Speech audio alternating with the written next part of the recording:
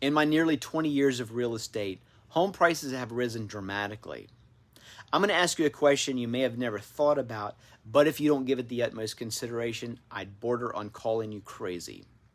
Hi, my name is Jon Tripp, and I'm CEO of the Domus Group and Realtor with eXp Realty. So my question to you is this: have you bought your child a house yet? The first reactive response is naturally a no.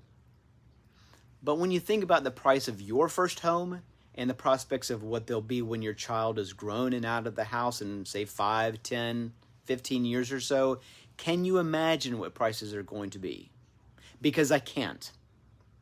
Now, don't overthink this. I'm not suggesting that you go and pay $650,000 for a home, because how many people can afford that?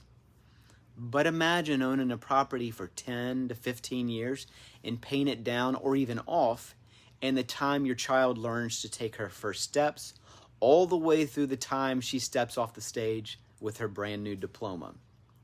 And the whole time in between, the rent pays for the property and eventually pays for her tuition and so much more. Real estate isn't a get-rich-quick scheme, but it is a get-rich-over-time plan.